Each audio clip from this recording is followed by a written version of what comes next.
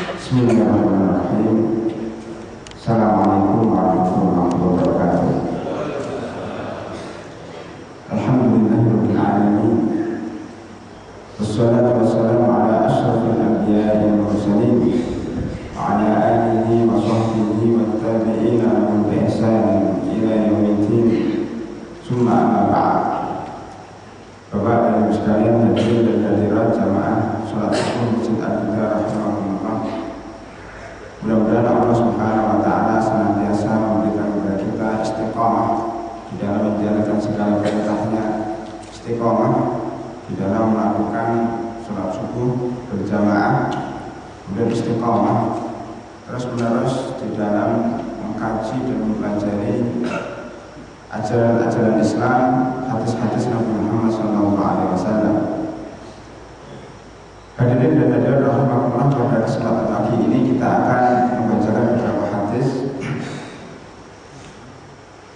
Yang pertama dari Abu Hurairah radhiyallahu anhu, bahwasanya Nabi Muhammad SAW bersabda, "Asri'u bil janazati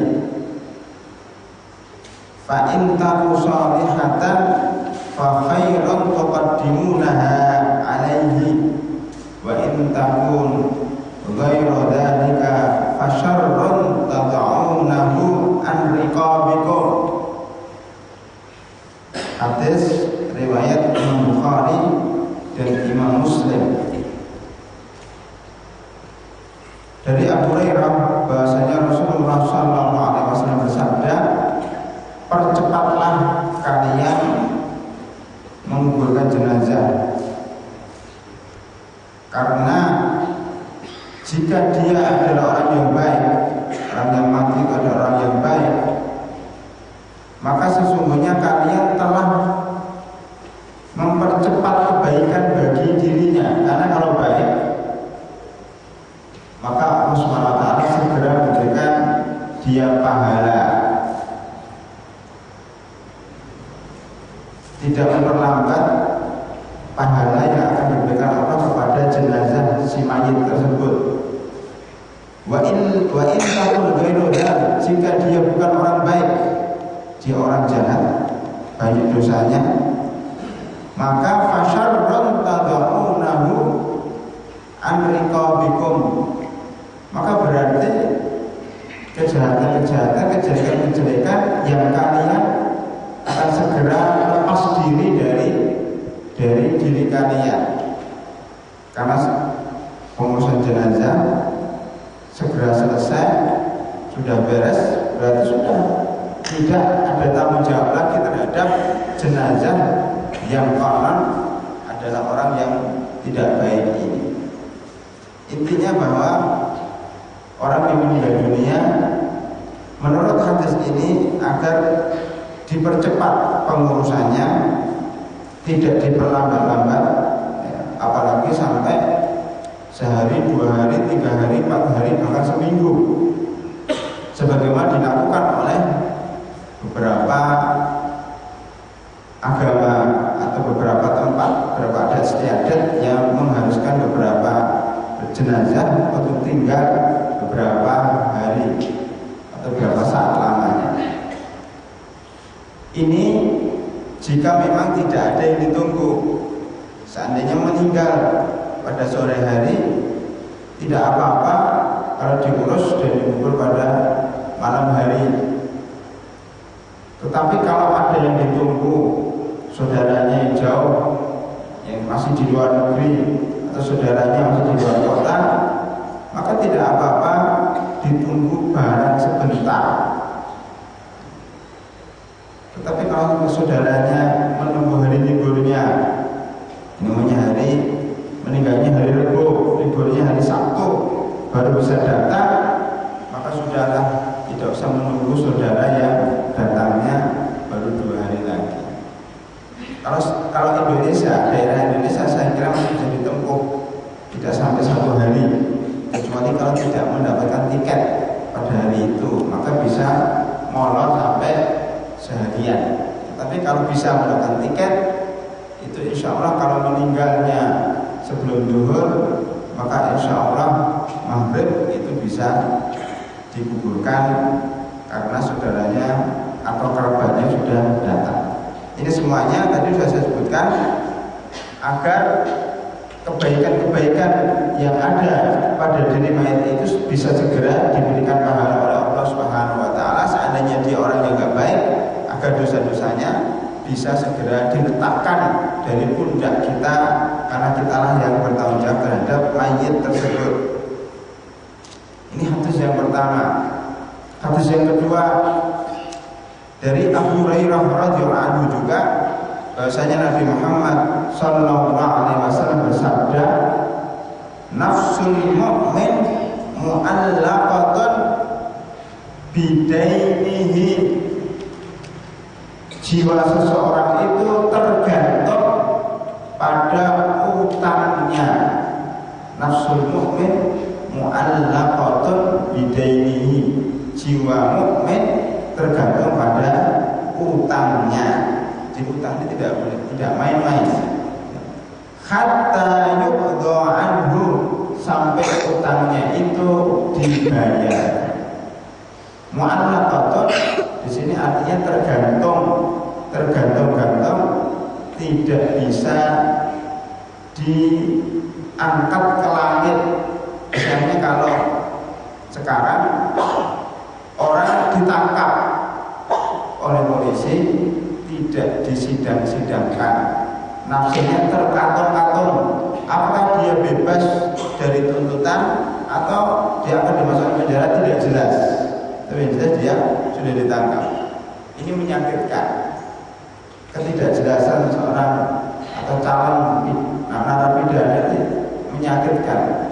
Maka seorang mayit yang sudah terlanjur mati tidak jelas apakah dia masuk neraka atau masuk surga, karena nasibnya masih tergantung kepada utangnya yang banyak, kreditnya yang belum dibayar, ya, terkatung-katung sehingga nasibnya tidak jelas. Ya, ini membuat dia tersiksa. Oleh karena itu hendaknya masalah utang ini untuk kita perhatikan bersama, kita perhatikan baik-baik supaya jangan sampai tidak ada orang yang tidak tahu tentang kita. Karena itu kita dianjurkan untuk berwasiat setiap saat. Apalagi yang sudah umurnya sudah 40 tahun ke atas. Kita insya Allah semuanya sudah 40 tahun ke atas, termasuk saya sendiri. Apalagi yang sudah 50 tahun ke atas, apalagi yang sudah 60 tahun ke atas, itu nampaknya sudah wajib menulis wasiatnya sejak sekarang. Utang-utangnya ditulis, diketik dengan rapi, kemudian setiap malamnya ditaruh di samping bantalnya. Jadi kalau kita tidur, paginya ditanya mana ini, biasanya sholat di al-Huda, enggak ada. Itu sudah tertera wasiat dan utang-utangnya di samping bantalnya, sehingga orang pun tahu utangnya berapa. Maka mungkin jamaah di Masjid Al-Huda bisa membayarkan utangnya itu. Itu kalau ada ide seperti itu sangat bagus sekali. Ya, jamaah masjid saling tolong menolong di dalam memberesin utang-utangnya. Tentunya pada kadar tertentu, tidak semua utang itu dibayarkan. Nah, ini sangat penting sekali supaya kita tidak tergantung. Itu hampir sama dengan bayi yang lahir dan belum diakikain. Jadi marhunun kullu mauludin marhunun bi aqiqatihi. Setiap anak yang lahir maka dia tergadaikan dengan akikahnya. Tergadaikan maksudnya di sini bukan berarti dia nggak masuk surga kalau belum akikahi. Meninggal dunia belum diakikahi bukan berarti nggak masuk surga seperti utang. Tetapi maksudnya tergadaikan di sini adalah ya dia kurang berkah. Karena anak yang lahir itu adalah nikmat dari Allah Subhanahu wa taala, wajib kita syukurin. Paling tidak disunnahkan untuk disyukurin. Kalau belum disyukurin, belum ada kata syukur, maka kurang berkah. Ini hadis yang kedua. Hadis yang ketiga masih menguatkan hadis yang kedua dari Salamah bin Aqwa, salah seorang sahabat Nabi Muhammad SAW. Beliau bercerita, atan Nabi SAW bi janazatin. Suatu ketika Nabi Muhammad SAW mendatangi orang yang sudah meninggal dunia. Faqalu ya Rasulullah, wahai Rasulullah SAW, sholli alaiha, sholatkanlah jenazah tersebut ya Rasulullah. Jadi para sahabat minta supaya jenazah itu disolatkan oleh beliau. Rasulullah bertanya, sebelum disolatkan beliau bertanya, hal taraka alaihi dainan, sahabat-sahabatku, apakah si mayit ini masih punya utang? Qalu na'am, iya, utangnya banyak. Kemarin baru saja di rumah belum dibayar. Hal taraka min syai'in, apakah sudah didonasi? Qalu la, belum didonasi. Berkata Rasulullah SAW, sudahlah, kamu yang nyolatkan, saya nggak mau nyolatkan. Kamu saja, kalian saja, teman-teman ya, yang menyolatkan, saya tidak usah menyolatkan. Artinya apa? Rasulullah SAW tidak mau menyolatkan orang yang punya utang. Jadi tidak didoakan oleh Rasulullah SAW. Kemudian mungkin beberapa sahabat, sanak kerabatnya, saudara-saudaranya mungkin merasa gimana gitu, gimana Rasulullah nggak mau nyolatkan, padahal dia orang Muslim, bukan orang kafir, orang Muslim. Sahabat Rasulullah SAW kenapa nggak disolatkan? Karena merasa kasihan, takut mayit ini nasibnya terkantong-kantong, maka salah seorang sahabat dari Ansar angkat tangan, ya Rasulullah, namanya Abu Qatadah, sudah, kami yang akan menanggung seluruh utangnya, yang penting Rasulullah nyolatkan orang ini. Kemudian beliau menyolatkan orang tersebut dengan jaminan bahwa Abu Qatadah ini mau membayarkan utangnya. Subhanallah ya. Jadi masalah utang bukan masalah yang remeh, sampai Rasulullah SAW tidak mau menyolatkan orang yang punya utang. Utang ini terkait dengan hak manusia. Di dalam Islam ada dua hak ya. Pertama hak Allah Subhanahu wa ta'ala, yang kedua namanya hak manusia, hakullah wa hakul adami. Hak Allah itu tergantung Allah. Allah memaafkan ya, bisa memaafkan, tetapi hak manusia ini tergantung kepada manusia, mau memaafkan enggak. Allah Subhanahu wa ta'ala tidak ikut campur dalam masalah ini. Artinya terserah manusia itu sendiri. Itu hak muamalat antara manusia itu sendiri. Kalau manusia temannya katakan sudahlah, nggak apa-apa, utangnya nggak usah dibayar, nggak apa-apa, maka berarti lunas. Kemarin ada beberapa orang, bukan dari Canda, dari daerah sekitar sini, itu datang ke rumah menceritakan bahwa dia punya utang di sebuah bank ketika dulu dia pernah kerja di sebuah hotel di daerah Kuningan. Kemudian dia sudah keluar dari hotel itu dan bekerja di tempat lain. Dia mengatakan, Ustaz, saya punya utang sekitar 50 jutaan. Kemudian saya tanya, ada bunganya? Ada bunganya. Tetapi saya sudah membayar uang pokoknya, utangnya itu dari bayar 50 juta, tinggal bunganya sekitar 20 juta. Tapi sampai sekarang bank itu tidak pernah menagih saya. Gimana ini? Saya bayarkan atau tidak? Nanti kalau saya mati ditagih enggak ya? Saya tanya, banknya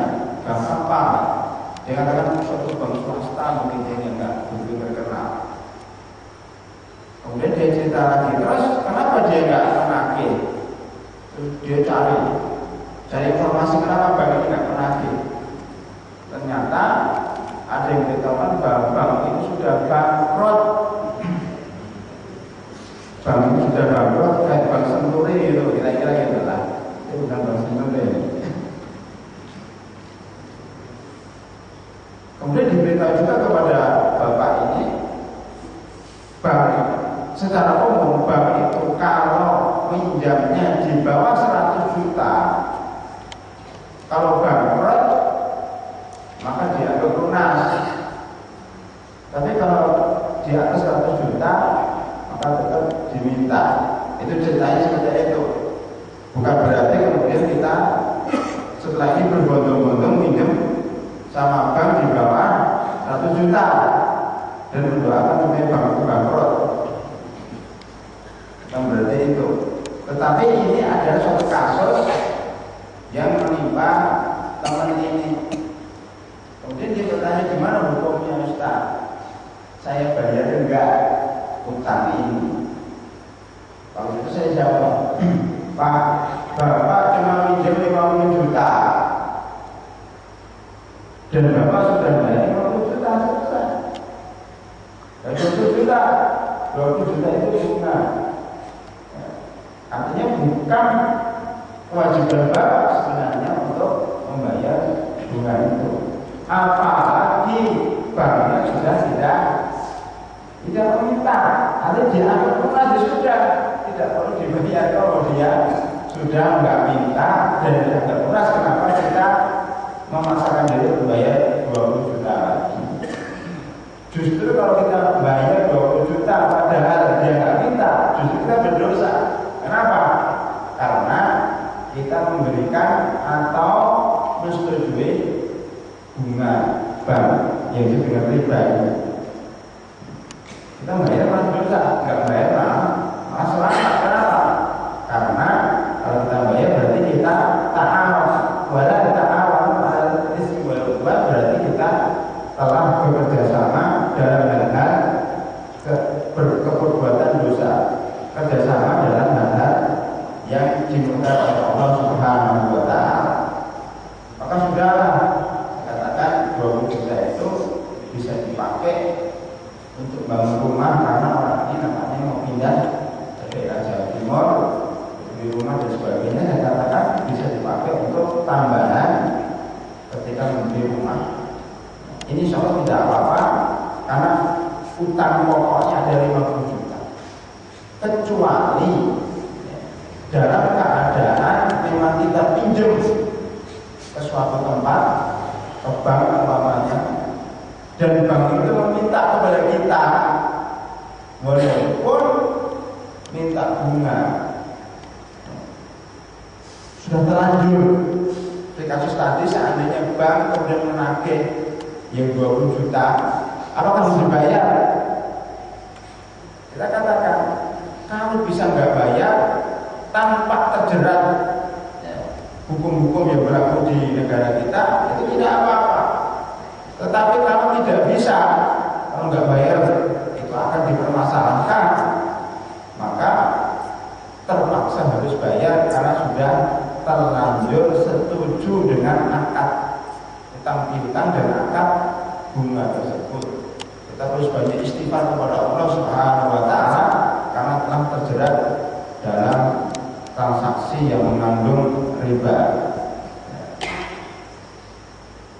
Di sini kaitannya dengan utang. Karena itu utang seperti ini, tadi kasus bapak tadi, insya Allah tidak apa-apa karena pihak bank sudah tidak memintanya lagi dan insya Allah tidak termasuk utang yang mu'allaqatun tadi. Nafsul mu'min mu'allaqatun bidainihi. Ini tidak masuk dain karena sudah dianggap lunas. Jadi rahimahumullah, itu hadis yang ketiga. Hadis yang keempat dari Aisyah radhiyallahu anha, istri Rasulullah sallallahu alaihi wasallam. Beliau bercerita bahwasanya Nabi Muhammad sallallahu alaihi wasallam dakhala ala Utsman bin Mad'un, masuk ke dalam Utsman, maksudnya itu menemui Utsman bin Maz'un yang sudah meninggal dunia, menjenguk atau takziah kepada Utsman bin Maz'un wa huwa mayyitun fakashafa an wajhihi, kemudian membuka mukanya, wajahnya yang sudah ditutup ya, dengan kain kafan atau oleh kain, biasanya kain jarik, orang Jawa kan jarik ya. Itu ditutup, dibuka kepalanya atau wajahnya, summa akaba alaihi faqabbalahu, kemudian diciumnya. Ini menunjukkan bahwa kita boleh mencium orang yang sudah meninggal dunia ya. Cium karena kasihan, mencium karena sayang ya. Dan kita dibolehkan membuka wajah si mayit ya. Wa baka hatta ra'aitu ad-dumu'a tasilu ala wajhihi. Kemudian Rasulullah Sallallahu Alaihi Wasallam menangis. Sebenarnya di sini adalah meneteskan air mata beliau.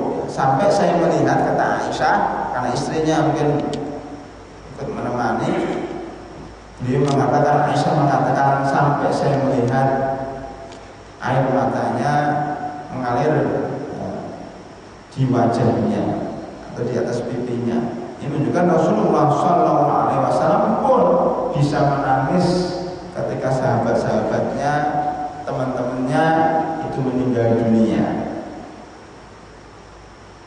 Bahkan kita lihat di dalam hadis yang lain, ketika anak beliau namanya Ibrahim itu meninggal dunia, beliau juga menangis. Ini dari hadis Anas bin Malik dalam kisah gerhana matahari, ketika anaknya Nabi Muhammad SAW yang namanya Ibrahim ini anak dari Maryam Al-Qibtiyah, Maryam yang dihadiahkan dari Raja Iskandariyah kepada Rasulullah SAW, karena beliau menulis surat mengajak raja dari Mesir ini untuk masuk Islam. Tetapi nampaknya belum ada jawabannya malah diberi hadiah. Ini Rasulullah, saya kirimkan kepada kau seorang wanita perempuan ya, dari Mesir, saya kirimkan kepada Anda. Waktu itu terbiasa masih kirim-kiriman perempuan, tentunya di sini perempuan dalam arti adalah budak, perempuan yang tidak merdeka, budak itu dikirimkan kepada Rasulullah SAW karena ini hadiah, maka Rasulullah SAW menerima hadiah. Ini tanda kerasulan dan kenabian Nabi Muhammad SAW, menerima hadiah dan tidak menerima sedekah. Beda antara hadiah dan sedekah. Kalau sedekah yaitu kepada fakir miskin. Maka kalau menerima sedekah berarti seakan-akan beliau fakir miskin, orang yang membutuhkan. Dan makanya sedekah itu adalah hak fakir miskin, tidak boleh kita makan. Artinya itu harta kotor, sisa harta yang tidak boleh kita makan, kotoran, sisa-sisa harta. Istilahnya kalau kita istilahkan dalam perut itu sisa-sisa pencernaan. Itu harta sedekah. Maka Rasulullah dan keluarga Rasulullah SAW itu tidak boleh terima sedekah.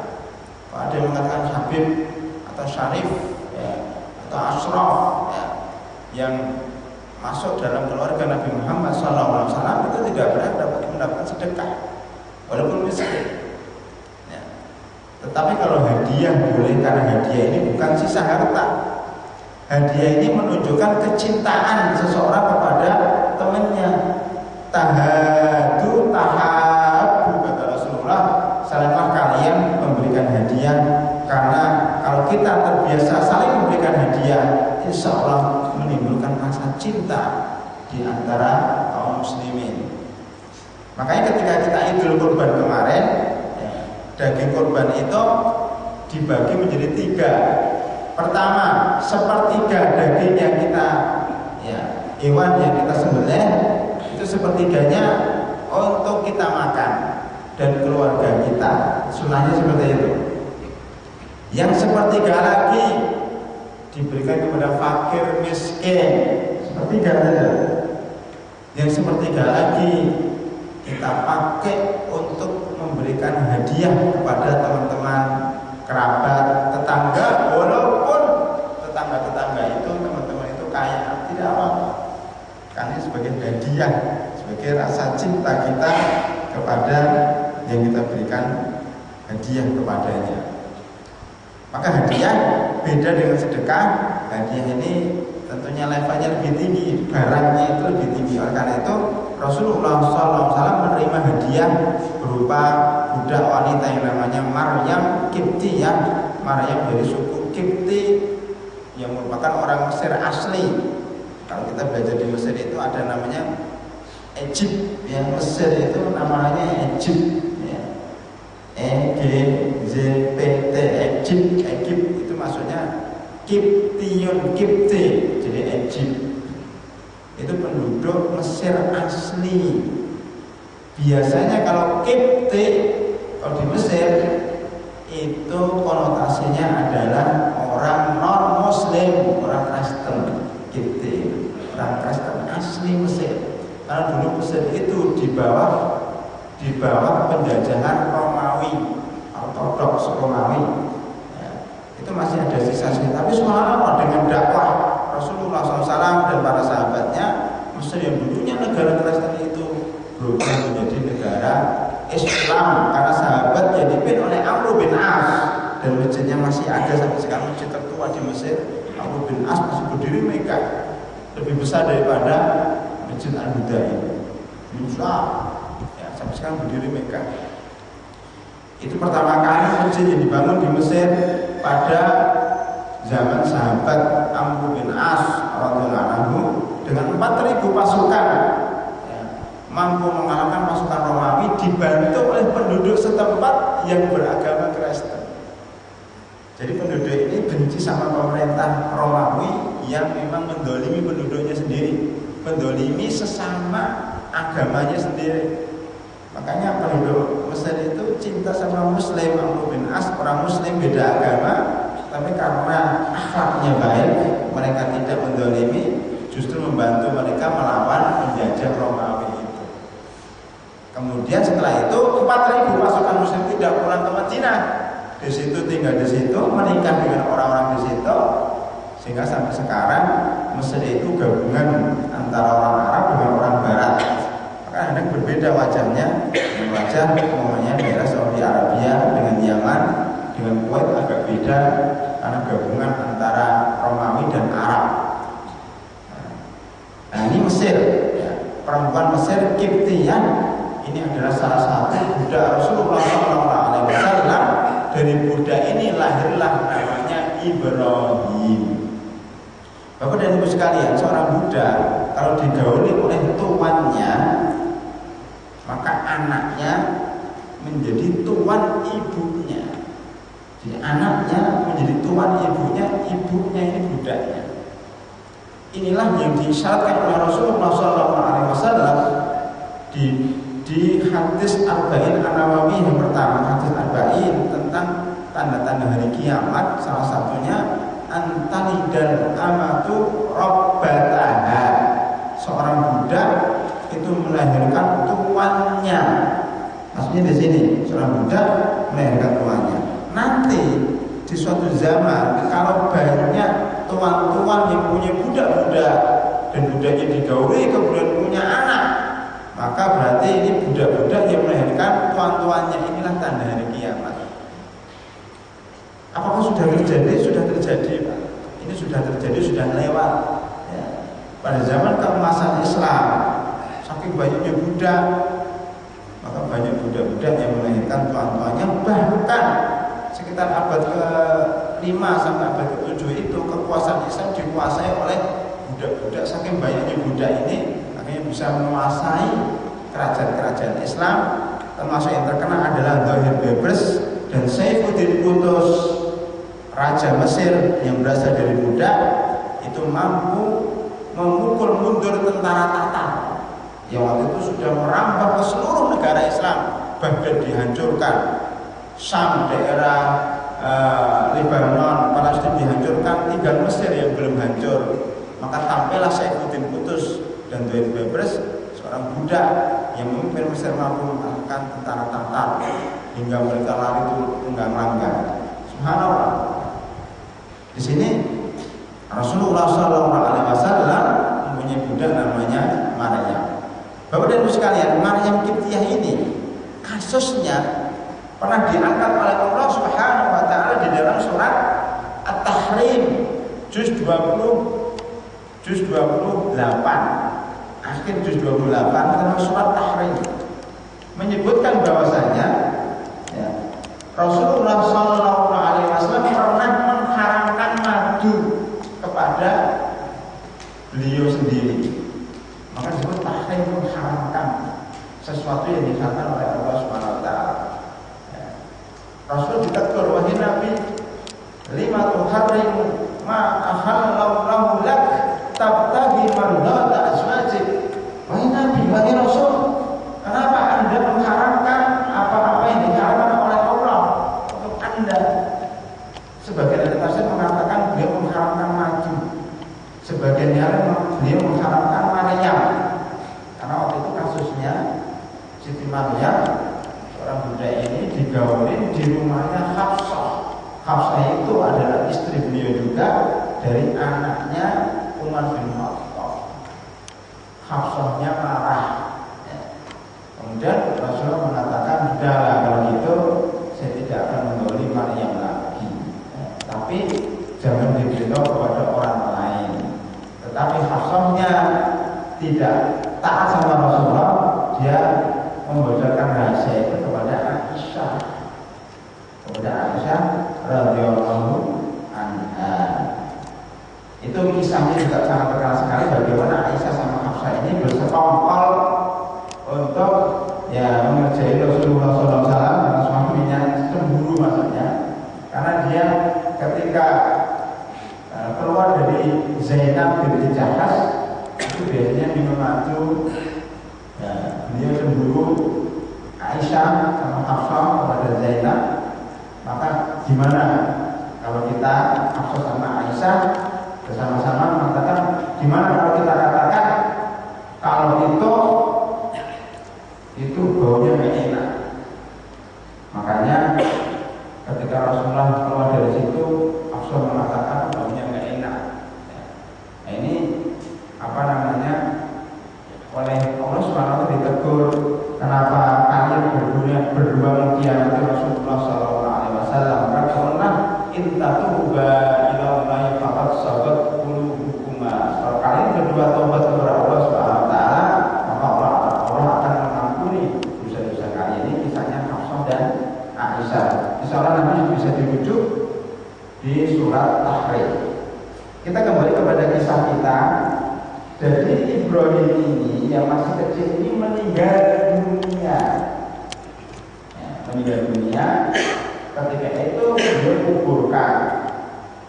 Ketika pulang, waktu duha sekitar jam 9 siang, 9 pagi, 10 pagi itu terjadi gerhana matahari. Maka beliau memerintahkan para sahabat untuk sholat gerhana. Kemudian ketika Nabi Ibrahim, anak Nabi Muhammad SAW meninggal dunia, beliau dicium oleh Rasulullah SAW. Kemudian beliau menangis terseduh-seduh. Ada sahabatnya Abdullah bin Auf, ya Rasulullah, wa anta Rasulullah. Kaget Abdullah bin Auf, ya Rasulullah, kenapa engkau menangis padahal engkau adalah Rasulullah, utusan Allah, kok menangis ketika anaknya meninggal dunia? Dikritik oleh sahabat Abdullah bin Auf, dikira kalau menangisi anak meninggal dunia bukan sesuatu yang baik. Cengeng, dikira cengeng, anaknya mati nangis cengeng, mungkin begitu maksudnya. Kemudian Rasulullah menjawab, Ibnu Auf, innaha rahmatun. Kata Rasulullah, wahai sahabatku Abdurrahman bin Auf, ini bukan masalah cengeng atau enggak cengeng, ini adalah rahmat, rasa kasih sayang dari hati seorang mukmin. Maka orang itu tidak terharu dengan anak kecil, tidak terharu dengan anak yang meninggal dunia, tidak merasa sedih, itu berarti hatinya keras, sekeras batu. Kata Allah, kal hijarati aw asaddu qaswah, seperti batu atau lebih keras dari batu. Sedih itu wajar, nangis itu wajar, tetapi nggak boleh adalah nangis teriak-teriak, meraung-raungnya nggak boleh, tapi kalau sekedar meneteskan air mata, ya, sedih sesuatu yang wajar. Bahkan Rasulullah SAW ini sedih anaknya Ibrahim meninggal dunia, ya. Kemudian beliau nangis lagi, meneteskan air mata lagi sambil berdoa mengatakan, innal aina la tadma, sesungguhnya air mata berlinang, ya, puitis beliau. Wal qalbu yahzan, hati sangat sedih. Wala naqulu illa ma yurdi rabbuna, dan kami tidak akan mengatakan kecuali apa yang diridhai oleh Allah Subhanahu wa taala. Wa inna bi firaqika ya Ibrahim lamahzunun, dan sesungguhnya ya Ibrahim anakku, kami sedih berpisah dengan dirimu. Subhanallah, beliau berpuisi di sini, ya, mengatakan sesuatu yang puitis, ya. Ini menunjukkan pada rahimahullah, kalau sedih dibolehkan, tetapi nggak dibolehkan itu kalau keluar dari mulutnya kata-kata yang tidak baik. Dulu saya masih ingat ketika di Kairo, itu ada seorang mahasiswi, ya, menulis dalam sebuah majalah kemahasiswaan, menulis dengan judul Adilkah Allah Subhanahu wa taala? Pertanyaan. Jadi sebenarnya itu mengkritik Allah Subhanahu wa taala. Adilkah Allah Subhanahu wa taala? Kenapa? Kasusnya apa? Itu di dalam makalah itu dia selama ini rajin belajar. Semua buku-buku yang diwajibkan dosen dia beli, dia baca siang malam, bahkan dia kadang tidak makan, tidak tidur untuk menghadapi ujian. Tapi hasilnya dia rasid, tidak naik kelas. Karena itulah dia nulis makalah Adilkah Allah Subhanahu wa taala. Saya sudah belajar sungguh-sungguh, sudah beli semua buku, kadang tidak istirahat, kadang tidak makan, kok ditakdirkan tidak naik, ya. Padahal temannya belajarnya biasa-biasa saja, kadang bukunya pinjam dari saya, kok malah naik. Adilkah Allah Subhanahu wa taala seperti itu? Wah, dia berontak sama Allah, maka tulis adilkah. Ini tulisan ungkapan tidak ridho dengan takdir Allah Subhanahu. Ini yang berdosa, bahkan bisa kafir. Baik, kalau kita ada musibah, ya, tadi anaknya meninggal dunia, istrinya meninggal dunia, baru saja menikah, ya, dia meninggal dunia, dan dia merontok, gimana ini, kita baru menikah, mungkin nggak kuat kan? Ini biasanya perempuan, ya. Memang sama laki-laki dan perempuan, tapi jiwa yang lebih labil itu perempuan. Maka kadang-kadang seorang ibu mendengar anaknya meninggal dunia bisa pingsan, bahkan ingin meninggal juga. Meninggalnya bukan karena sakit, karena saking kagetnya dan saking nggak kuatnya menerima kenyataan pahit seperti ini, pingsan, bahkan meninggal dunia. Maka nanti disebutkan bahwasanya seorang perempuan yang dimakruhkan atau tidak dianjurkan untuk ikut berkuburan, takut ketika melihat anaknya, saudaranya dimasukkan dalam liang kubur, dia nggak kuat lemas, ikut terjatuh di liang kuburan, buat masalah. Karena itu dianjurkan untuk tidak ikut, ya, karena jiwanya biasanya lemah.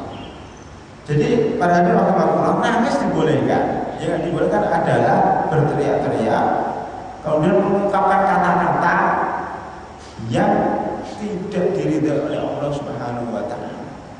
Marah dengan takdir. Kan sering kita dengar Pak Ibu sekalian, kenapa jadi begini? Kenapa saya dapat musibah seperti ini? Kenapa? Jadi menyesali ya, seluruh apa yang sudah terjadi.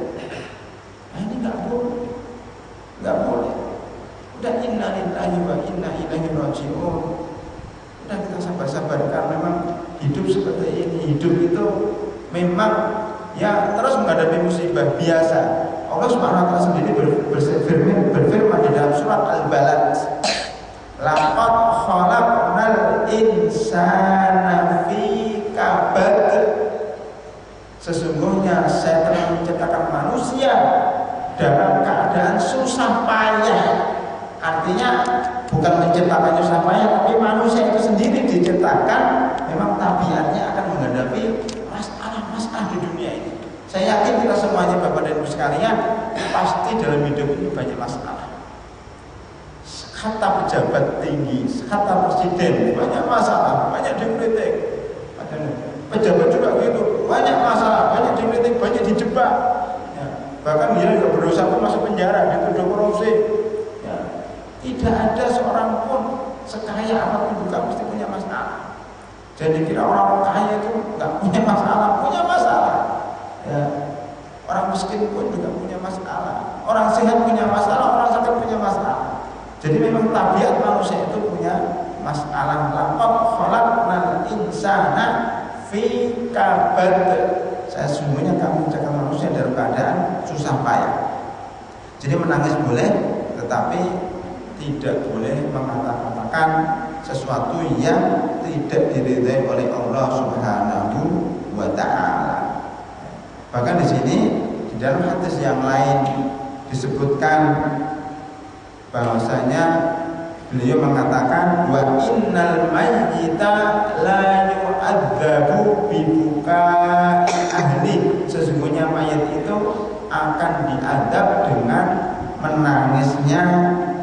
menangisnya saudara-saudaranya atau keluarganya. Maksudnya di sini adalah kalau nangisnya meraung-raung, kemudian meratapi, kemudian bicara dengan sesuatu yang tidak diridhai oleh Allah Subhanahu wa taala. Ya, ini tidak dibolehkan.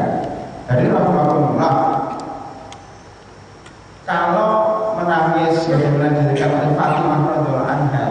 Fatimah anak Rasulullah SAW, satu-satunya putri masih hidup ketika bapaknya Nabi Muhammad SAW ini sakit keras, sakit pingsan. Juga sakit sebelum meninggal dunia kan sakit panas, kadang pingsan. Ya. Itu Fatimah mengatakan, wa braba bawah ya bapak, kasihan sekali kok. Itu boleh bilang kasihan sekali.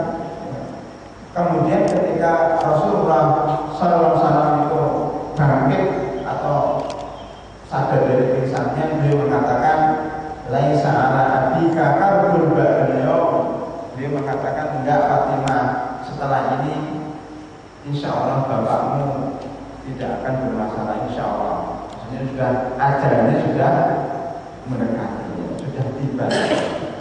Artinya di sini boleh kita mengatakan sangat kasihan sekali engkau ya Rasulullah, kasihan sekali engkau anakku, kasihan sekali engkau istriku, tetapi tanpa mengucapkan kata-kata yang bisa dimurkai oleh Allah Subhanahu wa taala, seperti tidak percaya sama takdir. Maka di sini sebagian ulama mengatakan yang menyebabkan mayit diazab di kuburan itu kalau pertama ahlinya, keluarganya menangis meraung-raung, itu pun masih dirinci. Dua, ketika dianya mayit itu waktu di dunia membiasakan keluarganya kalau ada yang mati, marilah kita bersama-sama meraung-raung. Maka ketika dia meninggal dunia dan diraung-raung oleh keluarga, dia akan diadab oleh Allah SWT di kuburan karena memang dia mengajarkan keluarganya, membiasakan untuk merawat. Tetapi kalau ketika masih hidup dia sudah mengajari keluarganya, wahai keluargaku jangan kau nangis rawang, jangan kau menyobek baju.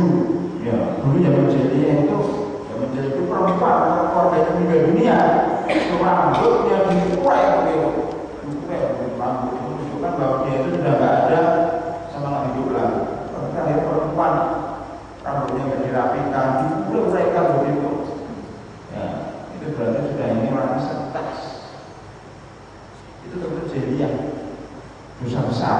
Ya, kalau kita sampai stres seperti itu, ya, ini menunjukkan bahwa dia tidak percaya dengan takdir Allah Subhanahu wa Ta'ala.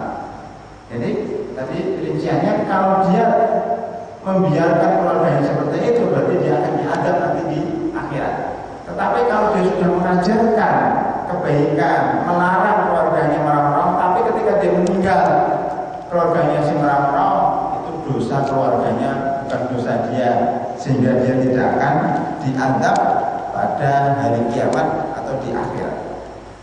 Hadirin rahimakumullah, yang terakhir, hadis yang ke berapa? Ke-6, ke-7, dari hadis Anas bin Malik radhiyallahu anhu, beliau bersabda, beliau berkata, marran Nabi sallallahu alaihi wasallam bi imra'atin tabqi inda qabr. Kalau kita lihat hadirin dan rahimakumullah, rata-rata yang diceritakan di sini perempuan. Rasulullah sallallahu alaihi wasallam suatu ketika melewati perempuan yang menangis merau-rau di depan kuburan, mungkin kuburan suaminya atau anaknya. Ya. Kemudian Rasulullah mengatakan, "Bu, ittaqillah wasbiri." Sudah sabar, Bu. Ngapain sudah meninggal dunia sudah? Nah. Kemudian qalat, "Ngapain kamu? Kamu siapa? Pergi dari sini. Ikut campur urusan orang lain." Ibunya kayak gitu. Ngapain kamu? Sewat, mungkin gitu bahasanya sekarang gitu. Pergi sana. Ilaika anni, pergi. Stres ibu ini. Pergi kamu. Fa innaka lam tusib bi musibatina. Yang kena musibah itu saya, bukan kamu. Kamu enggak merasakan, saya merasakan. Udah, pergi sana, enggak usah ikut campur. Pergi. Fakina laha, kemudian sahabatnya, setelah itu ada sahabat mengatakan, "Bu, tahu nggak ibu siapa yang ngomong sama ibu tadi?" Nggak tahu. Itu adalah Rasulullah sallallahu alaihi wasallam. Oh, Rasulullah. Saya nggak tahu katanya. Makanya jangan kasar ngomong katanya. Kemudian dia mendatangi Rasulullah sallallahu alaihi wasallam, minta maaf ya Rasulullah. Saya minta maaf, jadi saya musir-musir engkau ya Rasulullah. Saya nggak tahu kalau panjenengan kan gitu kan bahasa sekarang. Saya nggak tahu kalau itu Anda. Maaf ya Rasulullah ya, saya tadi nggak paham. Faqala Rasulullah sallallahu alaihi wasallam, "Innamas sabru 'inda sadmatil ula." Bu, sabar itu bukan sekarang. Sabar itu ketika dapat musibah pertama kali, itu sabar. Jadi sabar itu bukan setelah beberapa hari. Maksudnya gini Bapak Ibu sekalian, biasanya kalau orang itu kan kalau udah musibah, panik, orang-orang teriak-teriak, gimana seperti ini, gimana ini, kok bisa seperti ini, saya bisa terima. Itu pertama kali, hari pertama dapat berita telepon langsung stres. Setelah itu, setelah 1 hari, 2 hari, 3 hari, saya sabar kok Pak. Oh enggak, kita katakan sabar itu ketika dapat berita pertama kali. Bukan sekarang, sudah seminggu, ya memang sudah sabar. Sudah setahun, ya memang sudah sabar. Jadi sabar itu ketika mendengar pertama kali. Hadirin rahimakumullah, kita diperintahkan, ini saya tambahkan dikit, diperintahkan untuk berdoa begini ketika dapat musibah, inna lillahi wa inna ilaihi raji'un, Allahumma ajirni fi musibati wahluf li khairan minha. Allahumma ajirni fi musibati wahluf li khairan minha. Ya Allah, inna lillahi wa inna ilaihi raji'un. Kami milik Allah dan kami akan kembali kepadanya. Ya Allah, berilah pahala